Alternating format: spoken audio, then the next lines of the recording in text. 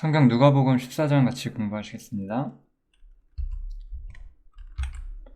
누가복음 14장에서도 안식일 논쟁이 또 나와요. 제가 13장에서도 이야기했었는데 안식일 논쟁은 항상 그 종교인들의 외식을 주님께서 책망하시고자 하실 때 이런 사건들이 항상 있었죠. 그래서 예수님이 말씀을 하시죠. 안식일에 병 고쳐주는 것이 합당하냐. 그러니까 이제 그들이 잠잠했어요. 그러니까 이제 예수님은 사람을 치료해 주시죠. 너희 중에 누가 그 아들이나 손을 우물에 빠졌으면 안식일에라도 곧 끌어내지 않겠느냐라고 말씀하시면서 이 사람에게 선을 베풀고 죄인에게 은혜를 베푸는 주님의 이 일이 그 종교적 율법으로서의 안식과는 전혀 다른 안식이라고 말씀을 해주시고 계신 거죠. 뭐 이런 내용들은 너무나 쉽기 때문에 누구나 다 편하게 이해하실 수 있을 것 같습니다. 다만 이제 우리가 만약에 명목상의 종교인으로서 살고 있다면 만약에 이 말씀을 들으시는 분 중에서 그런 곳에 있는 분이 계시다면 생각을 해봐야 되겠죠. 과연 무엇이 옳은 것인지에 대해서. 그 다음에 이제 아주 재밌는 이야기가 나와요. 어떤 사람들이 이렇게 잔치 같은 데에 청함을 받았어요. 그러니까 청함을 받은 사람들이 상좌, 높은 자리에 앉는다는 거잖아요. 그거는 이 이스라엘의 모습, 또 이스라엘뿐만이 아니죠. 사실 이 세상의 모습이기도 하고 또 어떤 종교의 모습일 수도 있을 거예요. 아무튼 주님이 없는 세계의 모습인 건 분명하죠. 그래서 어떤 잔치에 청함을 받았는데 이 높은 자리 택하는 걸 좋아해요. 주님께서 그 모습을 이렇게 지켜보시면서 말씀을 하시는 거예요. 내가 누구에게나 혼인잔치에 청함을 받았을 때에 상좌에 앉지 말라. 그렇지 않으면 너보다 더 높은 사람의 청함을 받은 경우에 너와 저를 청한 자가 와서 너더러 이 사람에게 자리를 내어주라 하리니, 자신이 높은 자라고 생각하고 높은 자리에 앉았다가 더 높은 자가 오면은 비켜줘야 되잖아요. 사실 이스라엘 바리새인들의 모습이 바로 이거였죠. 자신들은 주 안에서 굉장히 신실한 사람이고 올바른 사람이라고 스스로를 생각하고 교만했던 사람들이었어. 그렇지만 주님이 오시게 되면 이런 사람들은 전부 자리를 뺏기게 되죠. 이거는 세속성으로 가득한 종교세계의 모습을 참 보여주고 있다, 이렇게 생각하시면 되고요. 그래서 주님께서는 우리한테 어떻게 하라고 말씀하시나요? 청함을 받았을 때 차라리 가서 말석에 앉아라, 이렇게 이야기를 하죠. 그러면 너를 청한 자가 와서 너더러 버시어 올라앉으라 하리니 그때에 함께 앉은 모든 사람 앞에 영광이 있으리라. 무릇 자기를 높이는 자는 낮아지고 자기를 낮추는 자는 높아지리라, 이렇게 말씀하시죠. 주님께서는 우리에게 말석에 앉으라고 말씀을 하시는 거예요. 낮은 자의 자리에 앉으라고 하는 거죠. 이 이야기는 사실 너무나 중요한 거예요. 우리가 이 세상에서 어떤 자리에서 어떻게 살아가야 하는 것이냐에 대해서 깊이 생각을 해봐야 되는 거죠. 이 이야기는 또한 특별한 자리에서만 말석에 앉으라는 뜻은 아니에요. 우리 아마도 교회를 다니셔 봤으면 이런 모습들도 봤을 거예요. 세상에서 높은 사람이 교회에서는 구석에 앉아요. 그게 말석은 아니죠. 우리 골로새서에서도 일부러 겸손함을 주의하라고 했죠. 세상에서 주님은 우리가 어떤 마음으로 어떠한 위치에서 마땅히 살아가고자 해야 하는지를 분명히 보여주시고 있는 거예요. 우리는 언제 영광을 얻어요? 여기에서 본다면 모든 사람 앞에 영광이 있으려면 우리가 언제죠? 이건 이제 주님이 오시고 나서 주님과 함께 우리가 영광을 얻을 거잖아요. 이때까지 우리는 말석에 있으라는 거예요. 이때까지 우리는 말석에 있으라는 것은 우리가 뭐 교회에서 약간 자리에 앉아 있다가 뭐 이리로 오세요 뭐 이런 게 아니잖아요. 우리는 장차 오는 세상에서 주님과 함께 영광을 소유할 것이기 때문에 이 땅에서는 영광을 구하지 않는다라는 생각이 이 예수님의 비유 속에, 이 가르침 속에 깊이 각인이 되어 있죠. 우리는 어쩌면 뭐 이런 얘기하는 교회도 있을 거예요. 뭐 예를 들어서 여러분들이 세상에서 잘 되고 성공을 해야 그분들이 세상 사람들이 여러분 말을 듣고 우리의 말씀을 배울 수 있다. 뭐 이렇게도 가르치겠죠. 그런 거는 전혀 올바른 생각이 아니에요. 진짜 하나님의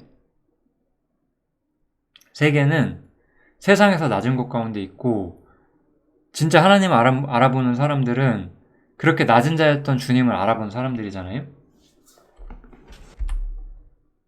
결국 우리는 자기를 낮추는 삶의 방식을 살아야만 하는 거죠. 그거는 그리스도인으로서 당연한 거라고 저는 생각을 하고 있습니다. 넘어갈게요. 이제 베품에 대한 또 교훈을 주시죠. 네가 점심이나 저녁이나 베풀거든 벗이나 형제나 친척이나 부한 이웃을 청하지 말라. 그 사람들이 너를 도로 청하여 내게 가품이 될까 하라. 잔치를 배설하거든 차라리 가난한 자들과 병신들과 저는 자들과 소경들을 청하라. 이렇게 이야기를 하죠. 이 이야기도 교훈이 너무나 분명하죠? 우리는 오는 세상에서 워낙 받기를 바란다는 거예요. 이 두 가지 교훈이 우리한테 가르치는 핵심은 우리는 언제 받기를 원하고 언제 높아지기를 원하는 거예요. 우리가 언제 영광을 얻고 언제 보상을 받길 원하느냐라는 이야기를 하고 있는 거예요. 우리는 주님이 오셨을 때 영광을 받고 주님이 오셨을 때 우리가 행한 것들에 대해서 보상받기를 원한다는 거예요. 그렇기 때문에 이 세상에서 보상을 받을 만한 일을 일부러 사람들에게 보이게 할 필요가 전혀 없다라고 말하는 거죠. 네가 선을 베풀려거든 차라리 나한테 보답할 수 없는 사람들에게 베풀어라. 이 이야기를 하는 거잖아요, 지금. 그래서 우리가 말석에 앉아야 되는 이유, 그 다음에 우리가 가난한 자들에게 베풀어야 되는 이유가 뭐냐? 우리가 영광과 하나님이 주시는 그 칭찬과 상을 지금 여기서 받는 것이 아니라 장차 오는 세계에서 받아야 되니까. 그래서 이렇게 이야기를 하는 거죠. 그래서 제가 이렇게 말했죠. 모든 것은 장차 오는 세계와 연결되는 거예요. 왜냐하면 그러나 저희가 갚을 것이 없는 거로 내게 보게 되리니 이는 의인들의 부활 시에 내가 갚음을 받겠음이니라. 이렇게 나오죠. 주님께서는 우리가 이 땅에서 사는 모든 문제를 장차 오는 세계와 연결시키어서 말씀을 하고 계신 거예요. 의인들의 부활 시에 주님이 오실 때 우리가 갚음을 받는다는 거예요. 그렇기 때문에 우리는 이 땅에서는 말석에서 살아야 되는 것이고 우리가 베풀 것이 있거든 갚을 수 없는 자들에게 베풀라고 성경에서는 이야기를 하는 거죠. 그 다음에 이 큰 잔치의 비유가 나와요. 이건 이제 이스라엘의 상태를 나타내는 비유인데 어떤 사람이 큰 잔치를 열어요. 그래서 많은 사람을 청하죠. 그래서 청하였던 자들에게 종을 보내서 이제 모든 것이 준비됐으니까 오소서 이렇게 이야기를 해요. 그러니까 여기서부터가 중요한데 다 일치하게 그냥 공통으로죠. 공통으로 사양하면서 나는 이래서 못 간다. 나는 저래서 못 간다. 그러니까 용서해 다오. 이렇게 이야기한다는 비유를 하고 계세요. 이 큰 잔치를 배설하시는 분은 사실은 하나님이시고 또 예수님이시죠. 그런데 이스라엘 민족들은 자신들의 욕심과 자신들의 갈망 때문에 이런 것들을 사양한다는 거예요. 또 여기도 나오죠. 또 하나는 가로되 나는 장가들었으니 그러므로 가지 못하겠노라. 이런 식으로. 그러니까 이제 집주인이 노하셔서 그 종에게 이르되 빨리 시내의 거리와 골목으로 나가서 가난한 자들과 병신들과 소경들과 젖는 자들을 데려오라 하니라. 이렇게 나오죠. 여기서 이야기의 핵심은 이제 원래 약속의 자녀들, 원래 약속받았던 사람들. 여기 보면 원래 청하여진 사람들이 있었고 청하여졌던 사람들에게 종을 보냈어요. 그랬더니 거절하는 거예요. 원래 청해진 사람들이 누구죠? 원래 청해진 사람들은 이스라엘이죠. 그런데 이스라엘은 주님의 은혜를 거절했다고 이야기를 하는 거예요. 그래서 가난한 자들, 병신들, 소경들, 젖는 자들 이런 사람들을 데려오라고 말씀을 하시죠. 이런 사람들은 결국 누구겠어요? 이런 사람들은 이제 약속에 대해서는 외인이었던 이방인들이죠. 이방인들에게 하나님의 은혜가 임하는 거죠. 주인이 종에게 이르되 길과 산울가로 나가서 사람을 강권하여 데려다가 내 집을 채우라 라고 말씀을 하신 거고, 이스라엘이 거절했기 때문에 집에 빈자리가 남았고 그 빈자리에 누가 들어와요? 이방인들이 들어오는 거죠. 내가 너희에게 말하더니 전에 청하였던 사람들, 이스라엘이잖아요. 이들은 하나도 내 잔치를 맛보지 못하리라 이렇게 말씀을 하세요. 이스라엘이 하나님을 거부했고 이것은 이방인들에게 하나님의 은혜가 뻗어나가는 계기를 만들었어요. 그래서 은혜의 자리로 초청받는 이방인들의 모습을 보여주고 있습니다. 여기까지 이제 일반적인 이야기들이 계속해서 나오고 있는데요. 저는 누가복음 14장에서 이 부분이 가장 중요하다고 생각해요. 이제 많은 무리가 주님을 따라오고 있었어요. 그랬을 때 예수님께서 앞서 가시고 계셨겠죠? 앞서 가시다가 이렇게 돌이키셔서 뒤를 돌아보시고 말씀을 하시는 거예요. 무릇 내게 오는 자가 자기 부모와 처자와 형제와 자매함이 자기 목숨까지 미워하지 아니하면 능히 나의 제자가 되지 못하고 누구든지 자기 십자가를 지고 나를 쫓지 않는 자도 능히 나의 제자가 되지 못하리라 이렇게 말씀을 하세요. 여기서 주님은 많은 사람들이 자신을 쫓고 있지만 누가 제자로서 자신을 쫓고자 하느냐, 그것을 이야기를 하고 계신 거예요. 주님의 제자가 되는 것은 무엇이냐, 이 이야기를 하고 있는 거죠. 그럼 제자가 된다는 건 어떤 것일까요?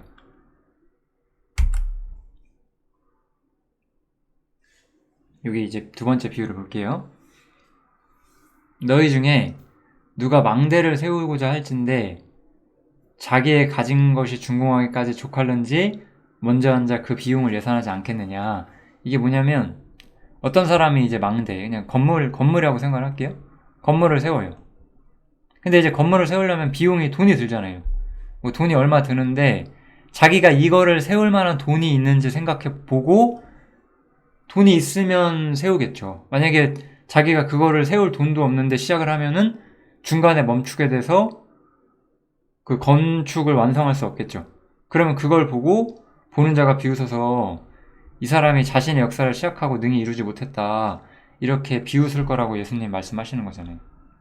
즉 주님의 제자가 되고자 하는 자는 그 제자가 되는데 어떠한 비용이 들어가는지, 어떠한 대가를 치르는지를 생각해 봐야만 한다는 거예요.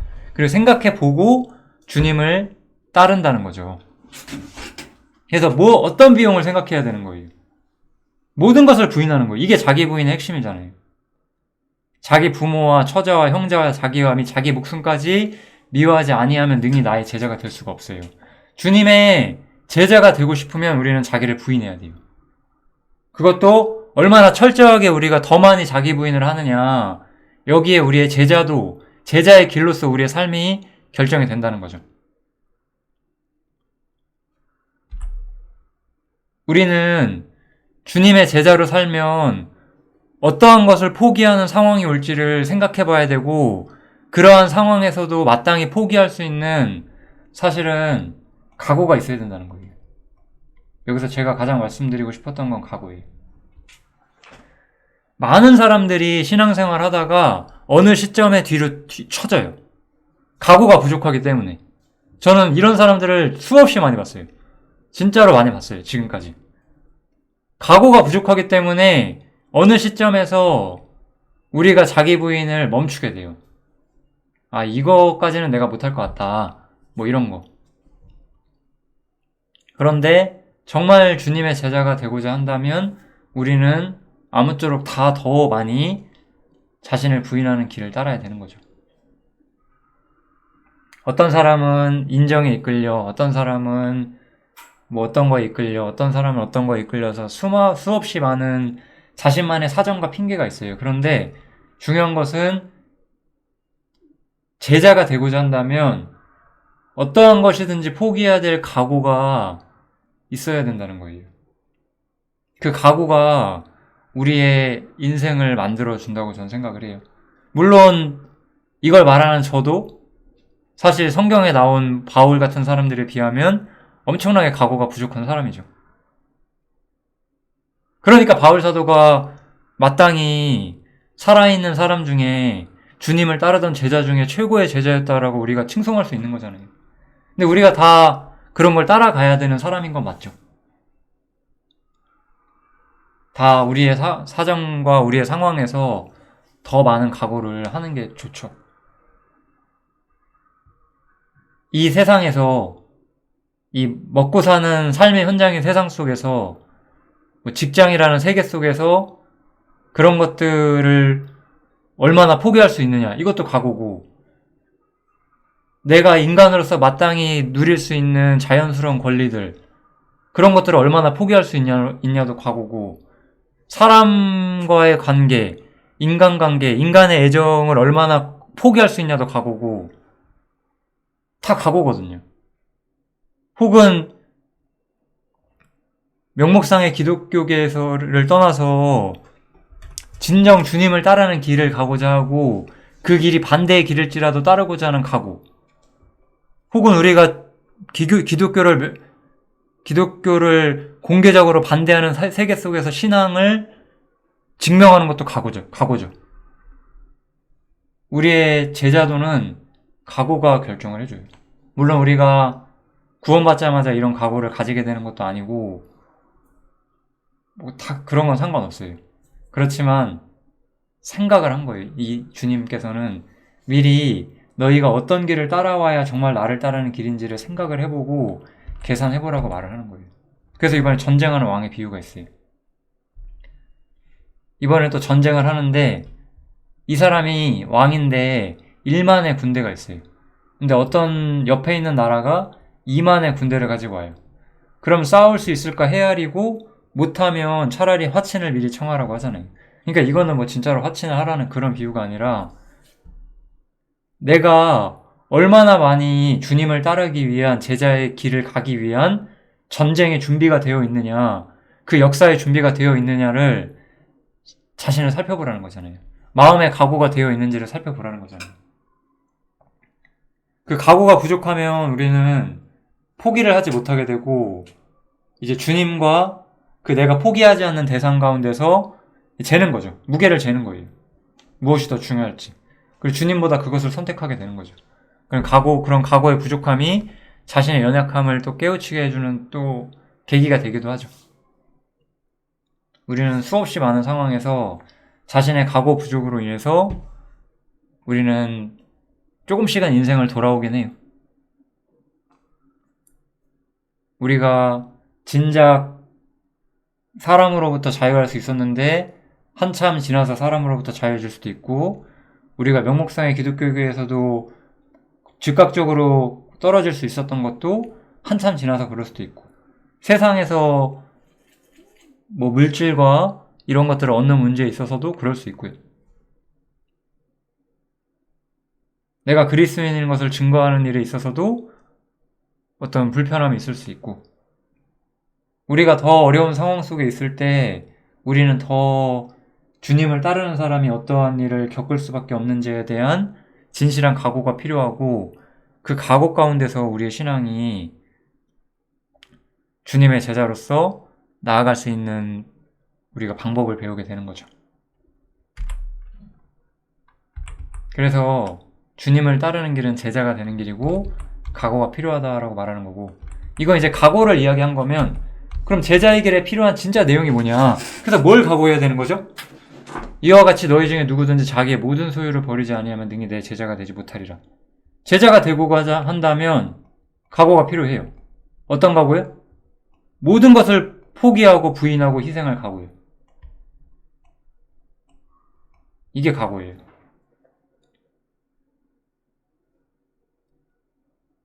자기를 부인할 각오, 자기를 포기할 각오, 자기를 희생할 각오.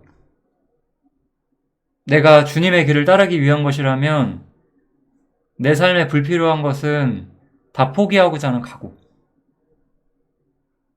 이게 각오거든요. 제가 옛날 이야기 하나 해드리면, 제가 23, 4살쯤에 거듭났어요. 그리고 진짜 열심히 살았는데 아마 25살쯤이었던 것 같아요. 이제 그냥 친했던 형제님들 한 4, 5명이 모였어요. 한 5명 좀 모여가지고 이렇게 5사람이 이렇게 이야기를 하고 있었어요. 여기 이게 저라고 쳐요. 그때 그냥 문득 이런 얘기가 나왔어요. 우리 교회가 만약에 성경적이지 않으면 어떻게 할까? 그런 얘기가 나왔어요. 그래서 저는 그럼 나가야지. 나는 당연히 나가야 되는 거다라고 저는 말을 했거든요. 근데 한 3사람은 주저했어요. 되게 저는 참 납득을 못했죠. 되게 이상하네. 저 사람 왜 저렇게 생각하지? 이 친구는 저랑 같이 나온다고는 했지만 약간 주저했죠. 이거 듣는 우리 중에 있어요. 이 사람 지금 아직도. 그죠? 아무튼 이런 거였어요. 왜냐면 우리 교회가 가진 그 자원들, 많은 자원들, 많은 동료 청년들, 그들과 사귄 관계들, 뭐 이런 것들 다 놓을 수가 없었던 거겠죠. 저한테 그런 거 아무것도 안 했어요. 주님이 나의 전부였고, 나는 주님이 싫어하는 것을 따라갈 수 없다고 생각했거든요. 청년이니까 이제 이런 생각한 거고, 뭐 다른 것도 마찬가지죠. 직업 문제, 뭐 결혼 문제, 뭐든지 다 마찬가지죠. 자기 부인, 자기 포기, 자기 희생, 이것이 없는 것은 신앙의 각오가 부족한 거예요. 신앙의 각오를 할수록 우리는 빨리 배워요. 이거는 정말 맞습니다. 신앙의 각오를 하지 않아도 배우거든요. 그럼 이제 약간 징계를 동반해서 배우죠. 좀 두들겨 맞으면서. 근데 가끔씩 이런 좀 생각을 할 때가 있는데, 꼭 하나님이 징계를 하셔야만 우리 가르칠까요? 그냥 먼저 자기 부인하고 먼저 자기 포기하고 먼저 자기 희생하면 두드리시지 않고도 우리 가르치세요. 그러니까 먼저 한번 각오를 다져보세요. 먼저 각오를 다지시면 하나님의 어떤 그 연단을 좀 다른 방식으로 받으실 거예요. 또 하나의 각오로서 이제 소금으로서 살아야 할 각오에 대해서 이야기를 하는 거죠. 소금은 어떤 것이죠? 부패를 방지하는 거잖아요. 그래서 소금은 좋은 것이지만 소금도 맛을 잃으면 버린다라고 말하면서 우리가 세상의 소금으로서 하나님의 거룩을 증거해야 되는 증인으로서 이 땅을 살아야 되는 것, 그것도 하나의 각오로서 우리한테 전해지고 있죠. 이 모든 이야기들을 들을 귀가 있는 자들은 들을지어다, 이렇게 말씀하시고 계세요. 자기 부인의 핵심의 길은 바로 각오라는 것을 우리가 볼 수가 있습니다. 누가복음 14장은 이 정도만 하면 될 것 같아요. 여기서 마치겠습니다. 감사합니다.